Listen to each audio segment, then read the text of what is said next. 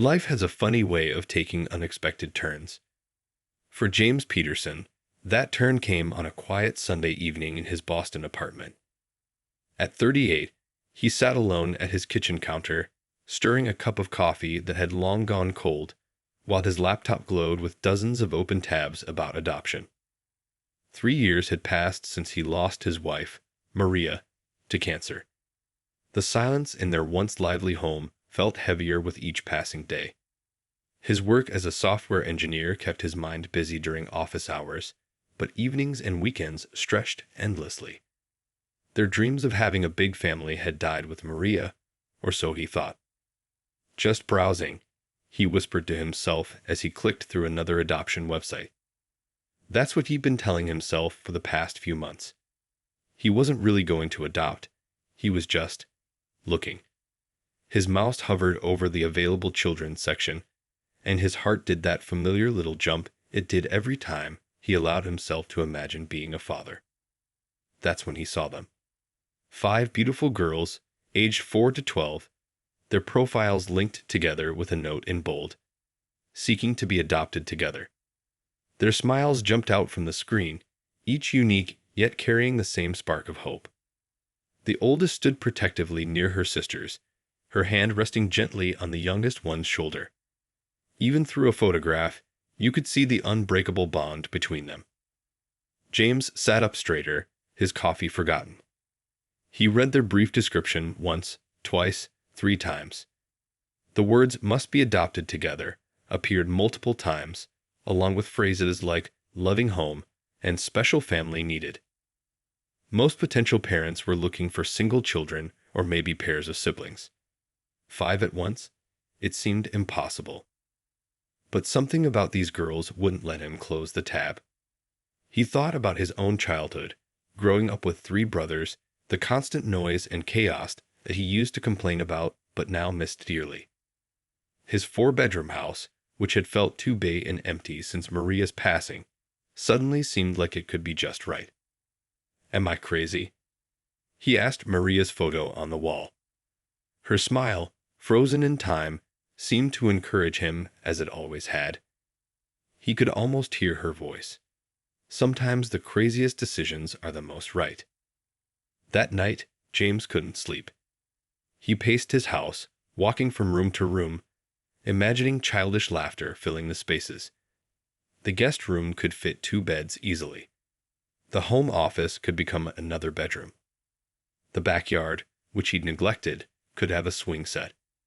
His mind raced with possibilities. Morning found him making his first call to the adoption agency. The social worker's surprise was evident when he explained his interest in all 5 sisters. "Mr. Peterson," she said carefully, "while we appreciate your interest, we need to be very clear about the challenges. You're talking about adopting 5 children as a single parent. The responsibilities would be enormous." James listened to her concerns, valid ones about finances, space, time, and the cultural aspects of a white single father raising black daughters. Instead of discouraging him, each point felt like a problem he could solve. He'd always been good at solving problems. "I understand," he told her, his voice steady. "I know it sounds impossible. But these girls need a home, and I have one to give. I'm willing to learn, to adapt, to do whatever it takes. They deserve to stay together, and I want to make that happen." There was a pause on the other end of the line. "This would be a long process," the social worker said, her tone softening slightly. "You'd need to take cultural competency classes, undergo extensive home studies, and there would be multiple interviews and evaluations." "I'm ready," James replied, surprising himself with how true those words felt. "Where do we start?" As he hung up the phone, James looked around his quiet house one last time. Tomorrow, he would start the journey toward becoming a father of 5. It seemed crazy, impossible even, but in his heart, he knew this was what he was meant to do. These girls needed a family, and somehow, he needed them too. The framed photo of Maria caught the morning light, and James smiled. "Wish me luck, love," he whispered. I think we're about to have the big family we always wanted, just not quite the way we planned. The real challenges began the moment James submitted his adoption application. His phone buzzed during an important work meeting, his sister Kate calling for the third time that day. He stepped out into the hallway, already knowing what was coming. Had you really thought this through? Kate's voice was filled with concern. Jimmy, raising 5 girls? On your own? And there, she paused, searching for the right words. Their what? James asked quietly, though he knew exactly what she meant. They're from a different background, she finished carefully. You don't know anything about raising black children. Their hair, their culture, their experiences. It's all different from what you know. James leaned against the wall, taking a deep breath. You're right, he admitted. I don't know everything. But I can learn. I'm already taking classes. And he was. Every Tuesday and Thursday evening, James sat in a cultural competency class at the local community center. He was the only single dad there, surrounded by couples preparing for transracial adoption. The instructor, Ms. Thompson, had become his guide through this new territory. Your heart is in the right place, she told him one evening after class, but love isn't enough. These girls will need to see themselves reflected in their community. They'll need role models who look like them. James nodded, pulling out his notebook where he'd been keeping lists. He'd already researched black-owned bookstores in his area, found local black hairstylists who offered dad-daughter hair care classes, and joined online communities for transracial adoptive parents. The home studies were another mountain to climb. The social worker, Mrs. Richardson, seemed to find a new concern every visit. Where will all 5 girls sleep? She asked, scribbling on her clipboard. What about their education? Their medical needs? Have you considered the financial implications? James had transformed his home office into a bedroom, bought 2 sets of bunk beds, and converted the guest room into another bedroom. His savings account might take a hit, but his software engineering job provided good benefits and steady income. Still, each question made him wonder if he was in over his head. The hardest moment came during a family dinner. His parents had stayed unusually quiet throughout the meal until his father finally spoke up. Son, we love you, but this isn't what Maria would have wanted. The words hit James like a physical blow. He set down his fork, fighting back emotions. Actually, Dad, he said softly, Maria was the one who first talked about adoption. Remember, she always said our home had too much love to keep to ourselves. The room fell silent.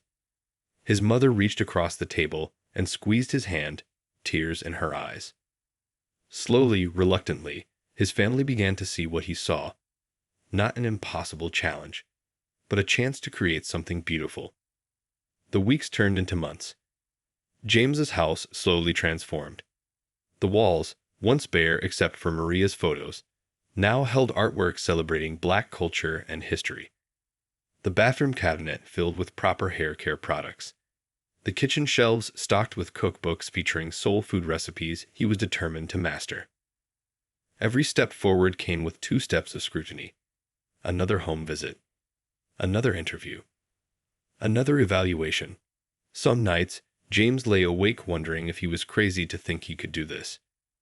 But then he'd look at the photos of the 5 girls, their hopeful smiles, their tight hugs, their obvious love for each other, and his doubts would fade.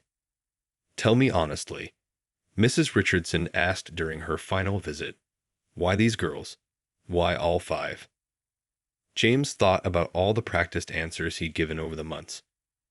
About having the space, the resources, the desire to help. Instead, he told her the truth. Because when I saw them, I saw family, he said simply. Not a ready-made one, not an easy one, but a real one. One that needs work and learning, and probably some tears along the way. But mostly, I saw 5 sisters who deserve to stay together, and a home that's been too quiet for too long. Mrs. Richardson studied him for a long moment, then made her final note.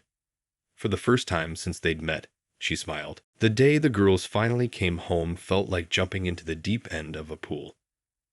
James had spent weeks preparing, setting up rooms, stocking the kitchen, reading every parenting book he could find. But nothing could have fully prepared him for the reality of 5 children walking through his front door, their small suitcases containing everything they owned. Tamara, the oldest at 12, kept her sisters close, her watchful eyes taking in every detail of their new home. Little Maya, just 4, clutched her worn teddy bear and stayed half hidden behind her big sister.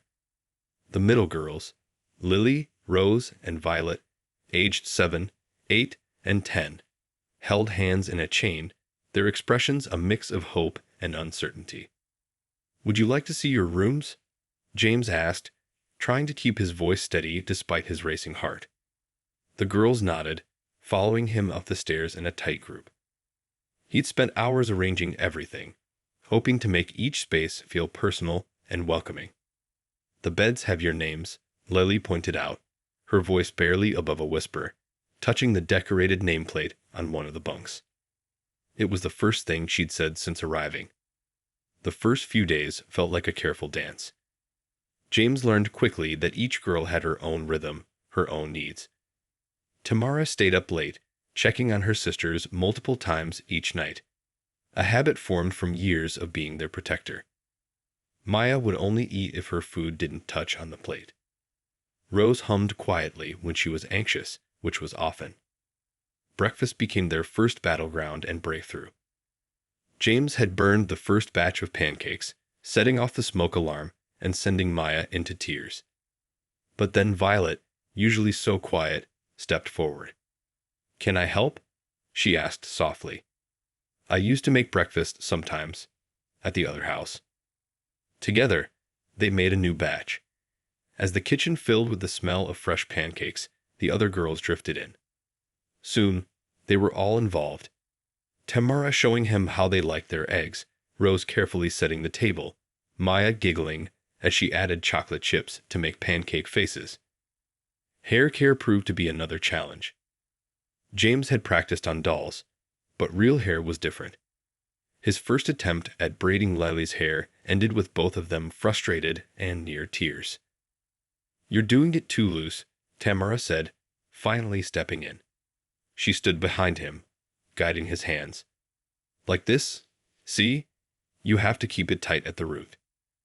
It became their Sunday ritual, all 6 of them in the living room, watching movies while James practiced braiding. He got better, slowly but surely. The girls learned to trust his hands in their hair, and somehow that trust spread to other areas. The breakthrough with Maya came during a thunderstorm. She'd been terrified, running from her bed to hide in the closet. James found her there, shaking. "Would you like to help me make a fort?" he asked, holding out his hand. They gathered blankets and pillows, building a safe space in the living room. One by one, the other girls joined them. They all fell asleep there, surrounded by pillows and each other, the storm forgotten. Small victories came in unexpected moments. Rose started leaving drawings on his desk, stick figures of all 6 of them, always holding hands. Violet asked for help with her math homework, actually waiting for his explanation instead of just nodding. Tamara began sleeping through the night, trusting that everyone was safe. But the real moment James knew they were becoming a family came during dinner, about 6 weeks after the girls arrived. He'd managed to make decent collard greens following a recipe Ms. Thompson had shared. "This tastes like Grammy's," Lily said suddenly, then froze, looking worried she'd said something wrong. James smiled gently. "Tell me about your Grammy's cooking," he said. "Maybe we can try to mix some of her other recipes together." The stories started flowing then. Memories of their grandmother's kitchen, Sunday dinners, family recipes. James listened, taking mental notes, watching as his daughters, and yes, that's how he started thinking of them, began to bridge their past with their present. That night, doing the dishes, he noticed Maya had fallen asleep on the couch, her head resting trustingly against Tamara's leg. And Tamara, for the first time, didn't look tense or worried. She caught his eye and gave him a small smile, not quite full trust yet, but getting there. James smiled back, his heart full. They were learning each other's rhythms, creating new patterns, building trust one burnt pancake and crooked braid at a time. It wasn't perfect, but it was real. It was family. The discovery happened on a rainy Saturday afternoon, the kind that kept everyone indoors. James had decided it was finally time to organize the growing mountain of paperwork that came with having 5 daughters. Report cards, medical records, and adoption documents were scattered across his dining room table while the girls watched a movie in the living room. He was sorting through medical forms when something caught his eye. A detail in Maya's birth record didn't match what he remembered from her adoption file. James pulled out his laptop, opening the folder where he'd carefully scanned all their original documents. The more he looked, the more things didn't add up. The hospital listed on Viola's birth certificate didn't exist in the city mentioned. The dates on Rose's paperwork showed strange inconsistencies. Even the girls' last names had slight spelling variations across different documents. Just a clerical error, he told himself, but his gut feeling said otherwise. He'd spent enough time writing code to know that patterns meant something. These weren't random mistakes. He glanced into the living room, where his daughters were cuddled together under blankets. Tamara was braiding Lily's hair, something she'd started doing more often now that she didn't feel she had to carry all the responsibility. They looked peaceful, happy. Did he really want to dig into their past and possibly uncover something that might disturb that peace? The sound of Maya's laughter drifted in, a sound that had become more common lately, and James made his decision. If there was something in their history that might affect their future, he needed to know. He owed them that much. Later that night, after tucking everyone in, he sat at his computer, starting what he knew would be a long investigation. The adoption agency's records were sparse, citing privacy concerns. But James was good with computers, and public records could tell stories if you knew how to read them. A message notification popped up on his screen.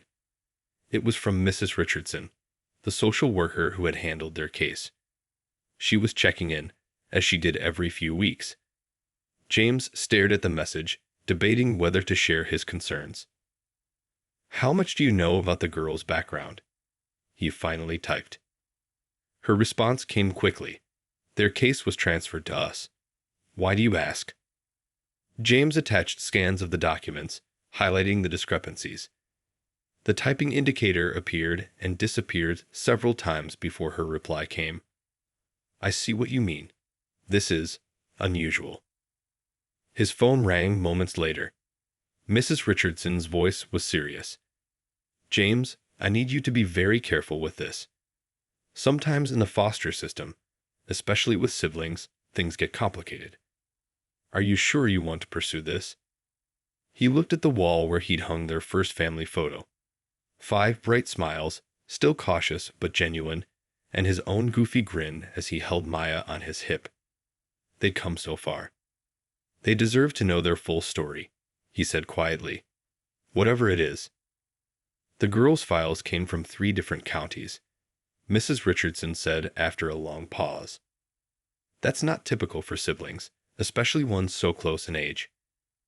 James made notes as she talked, his mind already mapping out connections. A thought struck him. "Do you still have contact with the previous foster families?" "Some," she replied. "I'll see what I can find out. But James," she hesitated. "Be prepared. Sometimes birth records are altered when children enter the system. Sometimes it's for their protection." After hanging up, James sat in the quiet house, listening to the distant sound of his daughters sleeping. A floorboard creaked, and he turned to find Tamara standing in the doorway, her eyes fixed on the documents spread across his desk. "Are those our papers?" she asked softly. James nodded, wondering how much she knew, how much she remembered. She was 12 now, but she would have been 7 when they first entered the system. "There's something about them that doesn't make sense," he said carefully. "Would it be okay if I tried to figure out why?" Tamara was quiet for so long that James thought she might not answer. Finally, she spoke, her voice barely a whisper. "There are things from before. Things I remember but don't talk about because I'm not sure if they're real or just dreams." James held out his hand, and after a moment, she took it. "Whatever we find out," he promised, "we'll face it together. As a family." She squeezed his hand, and in that squeeze was trust, hard-won and precious. James knew then that whatever secrets lay hidden in those papers, uncovering them would change their family forever. The pieces of the puzzle started coming together on a quiet Tuesday evening. James sat at his kitchen table, surrounded by papers, his laptop open to a DNA testing website. He discussed it with the girls first, making sure they were comfortable with the idea. Even Maya, though too young to fully understand, had proudly swabbed her cheek, treating it like a game. The results had arrived that morning, but James waited until after dinner to open them. Now, with the dishes done and the younger girls working on homework upstairs, he clicked the email. Tamara sat beside him, her homework forgotten, nervously twisting a pencil in her hands. "Look," James pointed at the screen. "You five aren't just sisters. You're full sisters. Same mom, same dad." This wasn't common in foster care, where siblings often shared only one parent. The DNA results showed an undeniable pattern. But there was more. The system had found matches, close ones. A grandmother, aunts, cousins. Family members who, according to the records, shouldn't exist. The girls' files had listed them as having no known living relatives. "I remember," Tamara started, then stopped, her voice shaky. "I'd remember a house with blue shutters, and someone singing, a woman with a voice like warm honey. I thought I made it up." James pulled out a photo he'd found in his research, a small house with faded blue shutters in a city 3 states away. Tamara's hand trembled as she touched the image. "That's it," she whispered. "That's Grammy's house." The story unfolded through a series of phone calls over the next few days. Their grandmother, Mrs. Betty Turner, had been searching for them for years. The girl's mother had fled an abusive relationship, going into hiding with her daughters.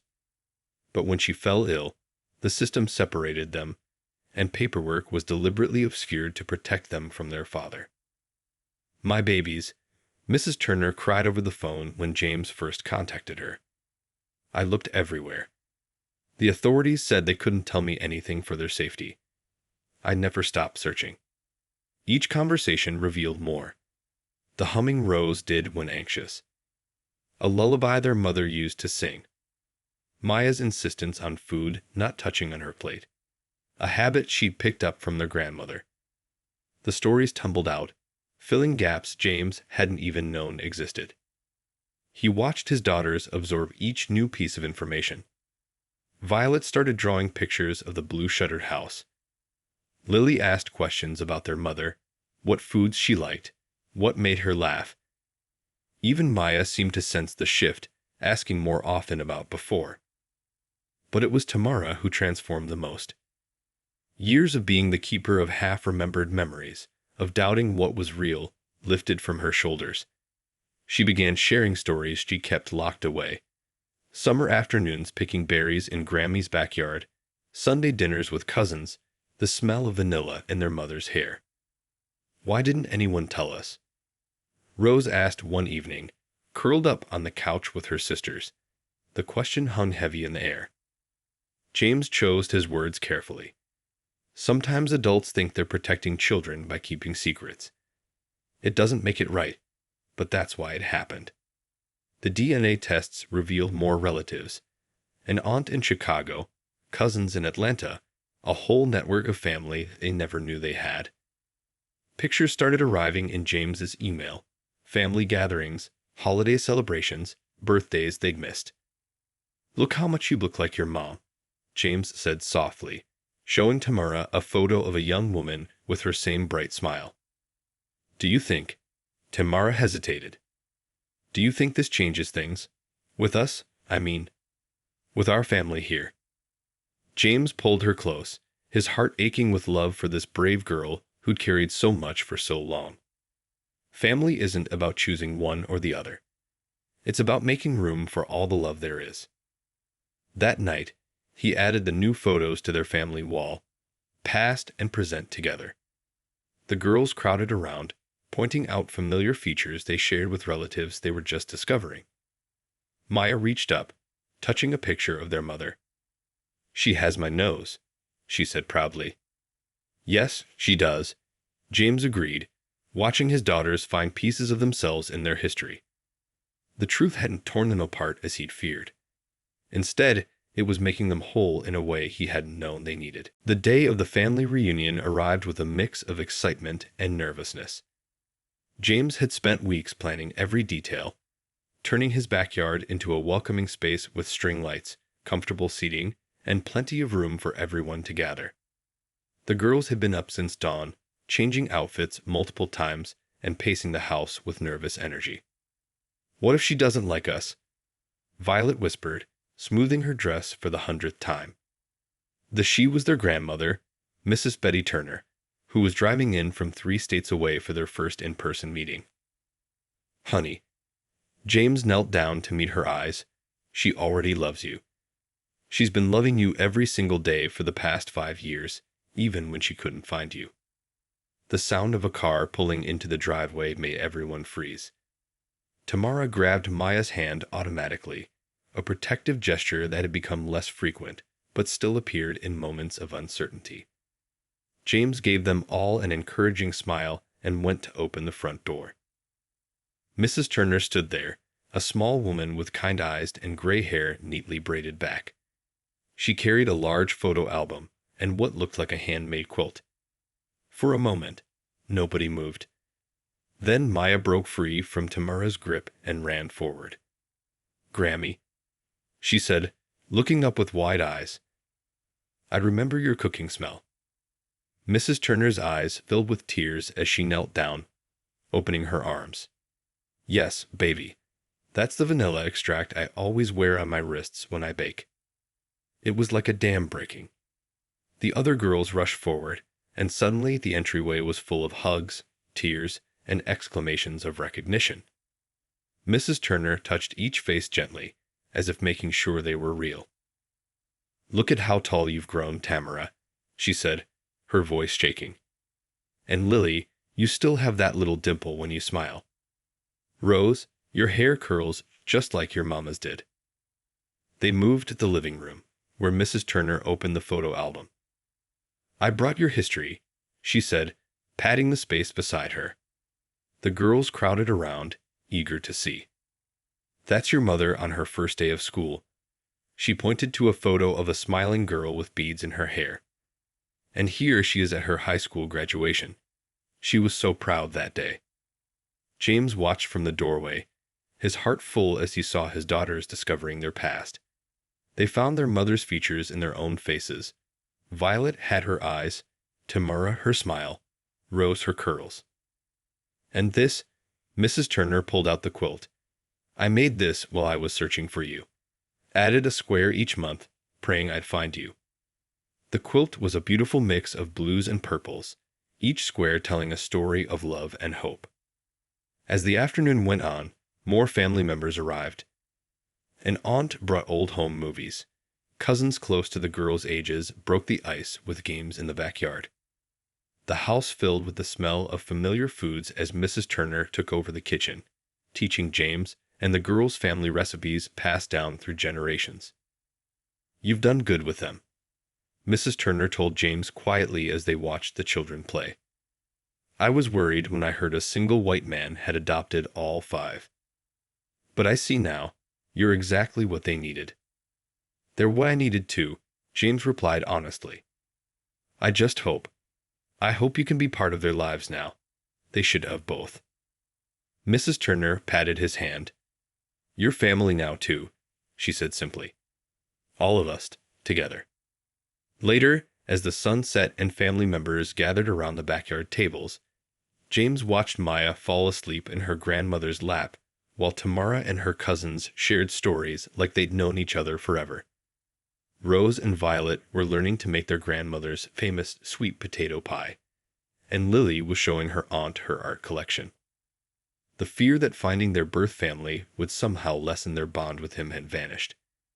Instead, James saw his daughters blooming with the knowledge that they were deeply loved by an even larger circle of family. Their story hadn't ended with adoption. It had grown bigger, richer, more complete. As laughter and conversation filled the evening air, James realized that family wasn't about choosing sides or fitting into boxes. It was about opening your heart wide enough to let love multiply, about creating space for both old memories and new ones. In finding their past, his daughters hadn't lost their present. They'd gained a future filled with even more love than before. The weeks following the reunion brought new joys and challenges. James found himself navigating a delicate balance, like a conductor leading an orchestra that had suddenly doubled in size. The girls' phones buzzed constantly with messages from their newfound cousins, and weekend video calls with Grammy became a sacred ritual. One morning, while making breakfast, James overheard Violet talking to her friend at school on the phone. "I have 2 families now," she was explaining proudly. "My dad and sisters here, and my Grammy and everyone else 3 states away. It's like having extra love." But not every moment was simple. Rose had a meltdown after a classmate made a confusing comment about her real family. James found her crying in her room, trying to make sense of it all. "Am I supposed to choose?" she asked, hiccuping through tears. "Tommy at school said Grammy is my real family because we're the same color, and you're not." James sat on her bed, his heart aching. "Can I tell you something about real families?" he asked, pulling her close. "They're not made by matching colors or blood or even living in the same house. They're made by love, by showing up every day, by choosing each other over and over." "Like how you chose us," Rose sniffled. "And how you girls chose me back," James smiled, wiping her tears. "And now we get to choose to love Grammy and everyone else too. Our hearts just keep growing." The practical challenges were just as real. Coordinating visits, managing expectations, and dealing with different parenting styles all took work.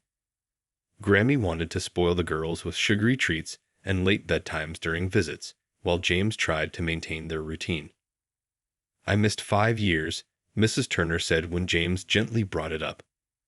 "I'm trying to make up for lost time." "I understand," James replied carefully. "But they need stability. Maybe we can find a middle ground." They worked it out, like they did everything else, with patience, love, and the girls' best interests at heart. Grammy learned to respect James's parenting decisions, and James made sure to include her in important moments, sending daily photos and updates. The biggest test came when Tamara started asking questions about their mother's illness and their father's abuse. She was old enough now to want real answers, not just the simplified versions they'd been given. James scheduled a family meeting, including Mrs. Turner on video call. Together, they shared age-appropriate truths, emphasizing their mother's bravery and love. "Your mama did everything she could to protect you," Grammy explained, her voice gentle but firm. "She was the strongest person I knew." Like Tamara, Lily piped up unexpectedly. "She protected us too." The comment brought tears to everyone's eyes. Tamara, who had been carrying the weight of those memories alone for so long, finally felt understood. Cultural celebrations became richer, blending old traditions with new ones. During Black History Month, Grammy shared family stories of resilience and triumph. The girls learned about ancestors who had been civil rights activists, teachers, and community leaders. James watched his daughters absorb these stories, seeing pride bloom in their eyes. They were learning that their history wasn't just about loss and separation. It was about strength, love, and survival. One evening, as James was tucking Maya into bed, she asked a question that stopped him in his tracks. "Daddy, are you happy we found Grammy?" "Of course I am, sweetheart. Why do you ask?" "Because," she yawned, clutching her teddy bear, Now we have so many people to love, and I was worried your heart might get too full." James smiled, remembering his own early fears about sharing his daughter's love. "Hearts are magic that way," he told her. "The more love you put in, the bigger they grow." Later that night, looking at recent photos on his phone, the girls baking with Grammy, playing with cousins, laughing with aunts and uncles, James realized that the complications and adjustments were worth it. Their family hadn't just grown in numbers. It had grown in understanding, in acceptance, in the ability to hold space for different kinds of love.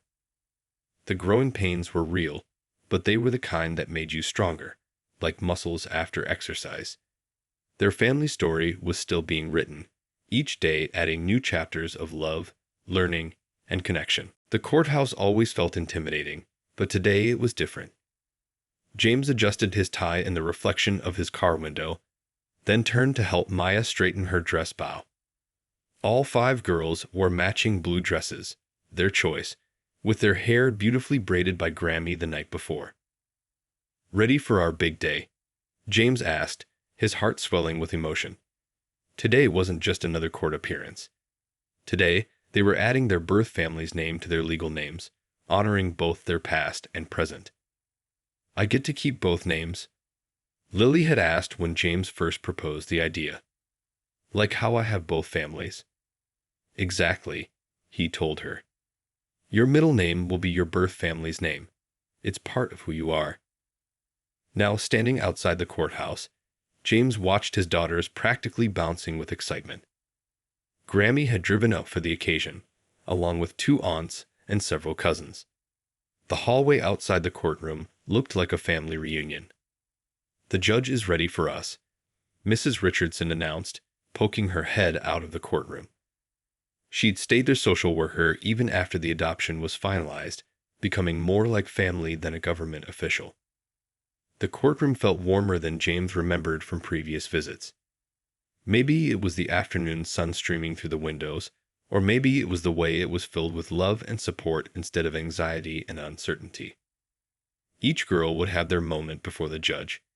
They'd practiced what would happen, but nothing could prepare James for the emotion of hearing each daughter state their choice. Tamara went first, her voice clear and strong. "I'd want to keep my family's history as part of my name, Your Honor. Because being a Turner is part of who I am, just like being a Peterson is who I've become." The judge, an older woman with kind eyes, smiled warmly. "That's beautifully said.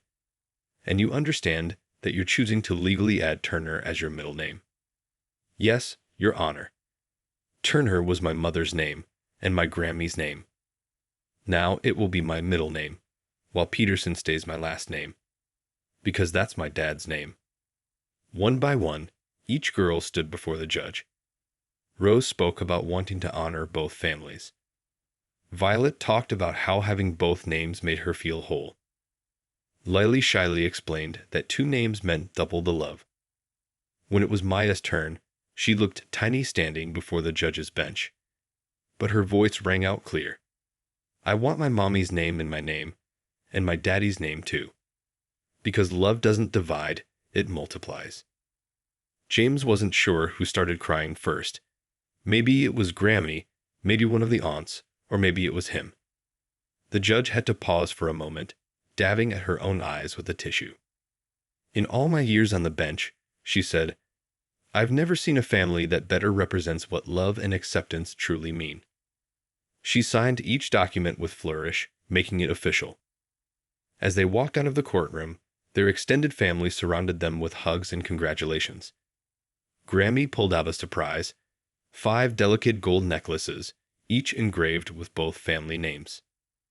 "So you always remember who you are," she said, helping clasp them around each girl's neck. Turners and Petersons, bound by love. Later that evening, they had a celebration in their backyard.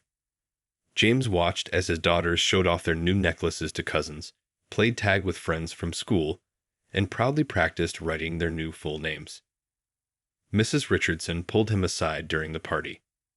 "You know, when you first said you wanted to adopt all 5 girls, I thought you were crazy," she admitted. But look at what you've created here. Not just a family, but a bridge between two worlds. James looked around at the scene before him. Grammy was teaching some of the girls' school friends how to do a traditional dance. His sister Kate was learning how to braid hair from one of the aunts.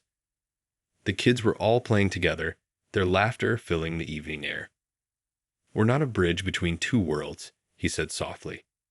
"We're just one big world of love." That night, after the party wound down and the girls were in bed, James added their new legal documents to the family wall.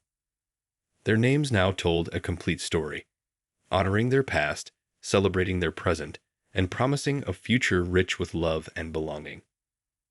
Maya's words from the courtroom echoed in his mind.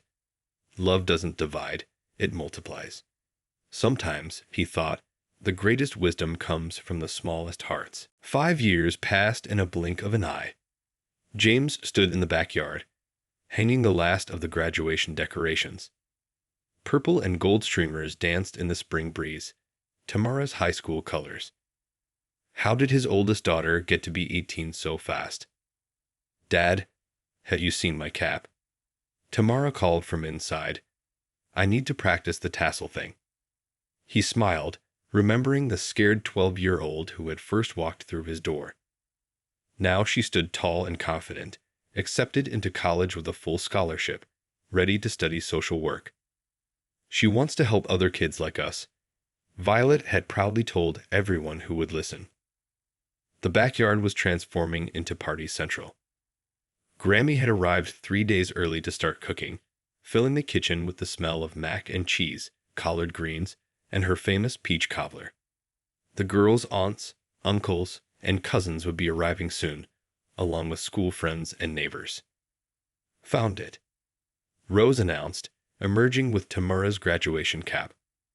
At 15 now, she had become the family's unofficial organizer, keeping track of everyone's schedules and belongings. 13-year-old Lily was setting up an easel displaying a beautiful painting she'd made for her big sister. A portrait of all 6 of them plus Grammy, captured in vibrant colors. Her art had become a way to tell their family's story. Violet, 14, was helping 12-year-old Maya arrange photos on a memory board. There were so many moments to choose from. Vacations with Grammy, holiday celebrations with both sides of the family, school performances, ordinary days made special by love. "Remember this one?" Maya giggled, holding up a photo from their first attempt at baking together. Their faces were covered in flour, the kitchen a disaster zone behind them. "Hey," James defended himself, walking over to look. "I've gotten much better at baking." "Only because Grammy taught you," Tamara teased, joining them. She paused at a photo from that day in court when they had added Turner to their middle names. That was a good day. The doorbell rang, their first guests arriving. Soon the backyard filled with family from both sides of their beautifully blended life.